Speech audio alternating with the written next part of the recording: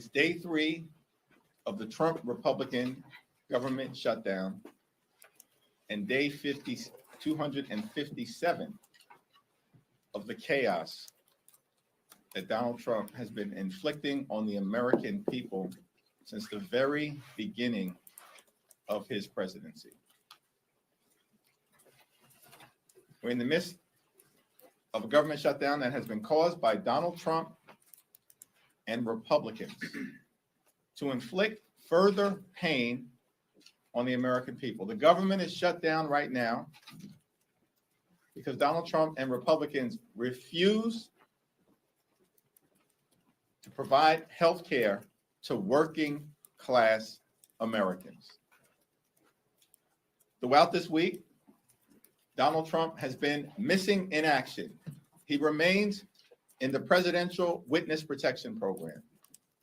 House Republicans are on vacation all across the country and the world, and Senate Republicans continue to vote on the same partisan Republican spending bill that's dead on arrival because it guts the health care of the American people.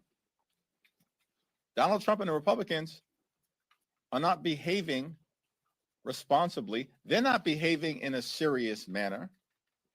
They don't want to reopen the government, and they certainly do not want to address the healthcare crisis that Republicans have created throughout this year, including as it relates to their one big ugly bill that hurts everyday Americans in order to reward their billionaire donors.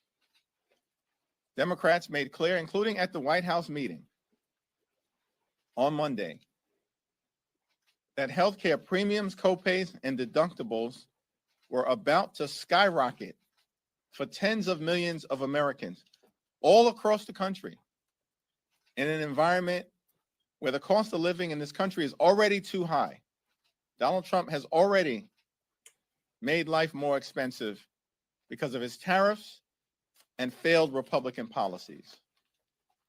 But that cost of living crisis is about to get worse, particularly as it relates to healthcare costs. Here are just 3 examples as it relates to the types of skyrocketing healthcare costs that everyday Americans are about to confront.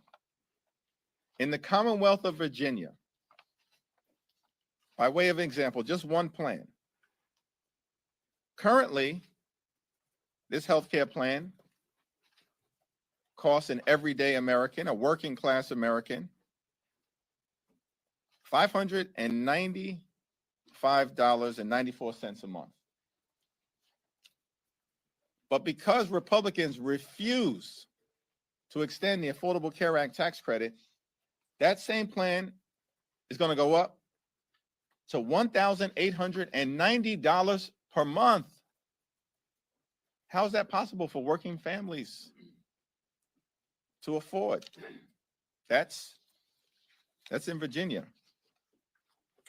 In Idaho, Silver Plan currently available for $611 per month. But it's now public information that because of the Republican refusal to extend the Affordable Care Act tax credits, that same plan, currently $611 per month, will go up to $2,083 a month in an environment where America is already too expensive, where the cost of living is already too high, where the Trump tariffs are already imposing thousands of dollars per year of additional costs. And now healthcare costs is about to skyrocket out of control. One final example. In Georgia, the heart of Dixie, in the Deep South, current Silver HMO plan from Kaiser Permanente, currently it costs $699 per month. But because of the Republican refusal to extend the Affordable Care Act tax credits, that same plan currently $699 per month, is about to skyrocket to $2,763 a month. This is going to cause medical bankruptcy for some, and millions of others will be unable to afford the health care that they need for themselves, their children, and their families. This is why we need to deal with the Republican healthcare crisis right now, because the crisis is having real impact on working class Americans right now. And the notion that there's time to wait. Think about this, that Republicans spent all year focused on their one big ugly bill so they can permanently extend massive tax breaks for the wealthy, the well-off, and the well-connected, for their billionaire donors, in order to subsidize the lifestyles of the rich and shameless. That's what they've done all year. And these tax breaks for the wealthy and the well-off, they were scheduled to expire on December 31st. But they spent months obsessed with rewarding their billionaire donors with massive tax breaks, but now claim that the Affordable Care Act tax credits, which expire at the same time as those tax breaks for their wealthy friends, no, they can't be bothered. They can't be bothered with extending them right now. Why is this? Because Republicans just want to gut health care for the American people. And Democrats will continue to stand on the side of the American people, fight for their health care, and improve their quality of life. Questions? Majority Leader Thune, Speaker Johnson have said that they are willing to negotiate on the ACA tax credits, but only if the government is reopened. Is it that Democrats don't trust that they would negotiate in good faith without the leverage of a government shutdown? Well, we don't view a government shutdown as leverage. Republicans have shut the government down. Republicans control the House, the Senate, and the presidency. They've shut the government down. Now, of course, we've made clear we will work in a bipartisan way with our Republican colleagues, try to find a path forward, reopen the government, and reach a spending agreement, but it has to meet the needs of the American people. If we are going to vote affirmatively on a spending bill, I think the American people understand it's reasonable for us to make the point that that spending bill should actually improve the lives of the American people, particularly as it relates to dealing with the Republican healthcare crisis that is present right now. And why would we believe that Republicans have any interest in addressing the Affordable Care Act based on their word, when for 15 years Republicans have been doing everything possible to gut the Affordable Care Act, to repeal and displace people off the Affordable Care Act? And Democrats have pushed back aggressively against them, and thankfully, several years ago, with the courageous support of then Senator John McCain, we stopped the Trump Republican effort. Does that mean Democrats should hold out for a deal that's down on paper rather than one that's promised? It means that we need an ironclad legislative agreement to address the healthcare issues that we have raised, including the Affordable Care Act. Mr. Leader, good afternoon. Thank you. I know there's a lot of messaging going on both sides of the aisle, even inside your party. Ocasio-Cortez and Bernie Sanders, they had their feed. They seem to be getting a lot of attention here. There was a lot of criticism of the official Democratic feed, and glitches and everything else. To what do you attribute what Ocasio-Cortez and Sanders are doing compared to what you guys were doing and the criticism that was leveled at? I have no idea what that question actually is intended to mean. Like, Democrats have been all over the country engaging in every possible way, communicating with the American people that we're privileged to represent as it relates to the stakes of this fight. And our position, from the most progressive member all the way through to our most moderate members, has been consistently clear. Cancel the cuts, lower the costs, save healthcare. And everybody's on board because we all share those values. And we continue to be in a more is more environment. So I think that observation seems to be the silliest thing possible when we're fighting to defend the healthcare of the American people. And by the way, anybody who understands what a more is more environment means is that you create content that can then be distributed by members to their constituents. And that's what members continue to do, speak authentically to the people that they're privileged to represent. There are some reports floating around that Speaker Johnson might not bring the chamber back next week. What guidance have you gotten about next week's House schedule? And are you concerned about this further delaying the swearing in of Congresswoman-elect Adelita Grijalva? House Republicans continue to be on vacation, spread out across the country and the world. And this makes no sense. It's Exhibit A for the fact that House Republicans wanted to shut the government down and have no interest in reopening it because they don't want to provide health care to everyday Americans. Have you spoken to Speaker Johnson about the timing of swearing in of Adelita Grijalva? And if so, what did he say? It's our expectation that Representative-elect Adelita Grijalva will be sworn in as soon as the House is back in session next Tuesday. Thanks. Yeah, yeah. Congressman Khanna tweeted at Standing Hoyer about receiving APEC money, calling for him to step aside. Do you have any comments on the sentiment that he put out and APEC's response?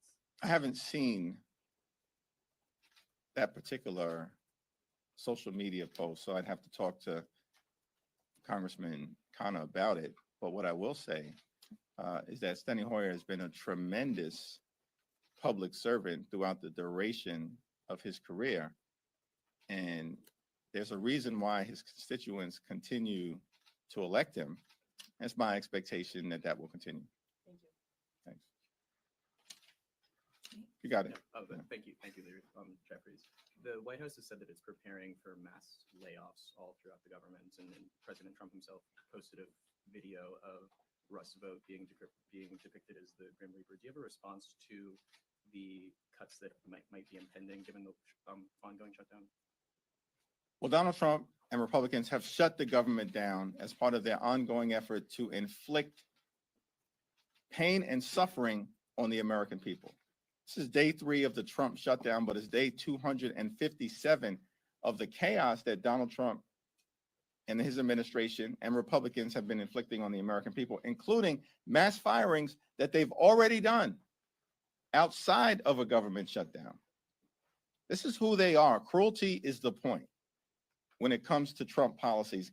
And his administration and Republican control of the House and the Senate has been a complete and total failure. And the American people know it. The overwhelming majority of the American people have already come to the conclusion that the country is moving in the wrong direction, that costs are too high, that the Trump tariffs have been a failure, that Republicans have broken our healthcare system, that the flood of extremism that has been unleashed on the American people, on Black and brown communities, on law-abiding immigrant families, on the rule of law, on the American way of life itself is out of control.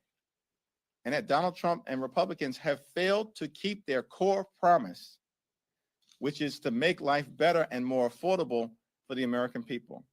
Costs haven't gone down, they're going up. And healthcare costs are about to skyrocket because of the Republican refusal to extend the Affordable Care Act tax credits or address the healthcare crisis that they've created. Last night, the president also posted a video of an artificial intelligence generated video of you being thrown "Make America Great Again" hat. How do you have a response just to the videos and comments that he's been making on social media about you and Leader Jeffries? And how do you believe that may impact your ability to negotiate with them? Well, Donald Trump has behaved in a deeply unserious and deeply unhinged manner. And it's evidence of the fact that Republicans have a weak argument So they've resorted to deep fake videos and to lying about the nature of the policy discussion. They've refused to bring House Republicans back to Washington, D.C. It's all evidence of the fact that Republicans are unserious. They know that Democrats are standing on the side of the American people by fighting to defend their health care, defend hospitals and nursing homes and community-based health centers that are closing all across America because of the Republican action taken in their one big ugly bill.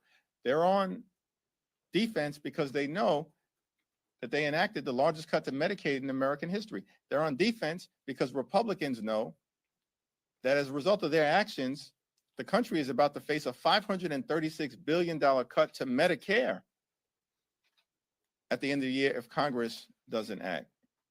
They're on defense because they know the Affordable Care Act tax credits are popular with the American people because the American people know that we should be standing on the side of working class Americans. That's what Democrats are doing, as opposed to Republicans always being on the side of the wealthy, the well-off, and the well-connected.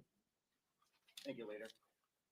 You've taken a hardline stance on these Affordable Care Act tax subsidies. It impacts roughly 20 million people, which is 5 to 6% of the population. Is it really worth burdening the rest of the country, the rest of the 95% of the country, with a government shutdown over something that impacts only 5 to 6%? We've made this healthcare fight about all of the things, all of the people.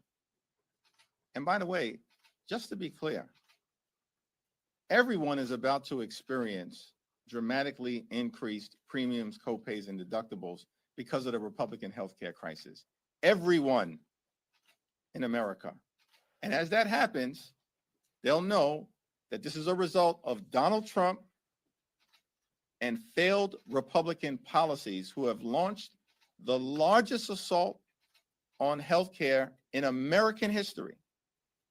It's a Republican assault on the healthcare of rural America, urban America, small town America, the heartland of America, and Black and brown communities all across America. It's an unprecedented Republican assault on healthcare and a massive crisis that impacts everyone, which is why we've been very clear. We're fighting for everyone. And the reality is the dramatic increases in healthcare premiums that the American people are about to experience, some are connected to the Affordable Care Act tax subsidies and tax credits that Republicans are unwilling to renew in states like Virginia, a purple state, in states like Idaho and Georgia. These are red states. So is your question, we shouldn't be fighting for the people of Georgia and Idaho who are about to experience dramatically increased healthcare costs? Is that not a good fight for us to wage?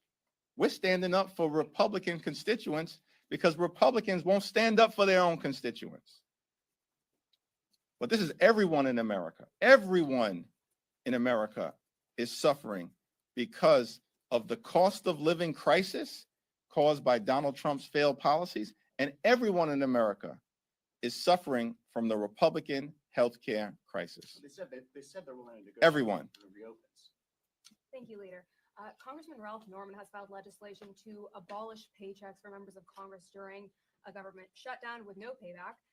Seeing as tens of thousands of Americans will now go without pay for the foreseeable future as a result of the government shutting down, would you agree that members of Congress should also go without pay, and is that something you would support? Yeah, I haven't had a conversation with Ralph Norman or seen that legislation. Thanks. Thank you, Leader Jeffries. To the other question on Republicans possibly not coming back to the House next week, if they don't, would you still bring House Democrats back into town, similar to what you did this week? Yes. Thank you. Some Republicans are saying that they won't support any ACA subsidies without high protections. Is that something that Democrats are open to or could support? Here's the problem with Republicans. They continue to try to jam their extreme right-wing ideology down the throats of the American people. When will they learn their lesson?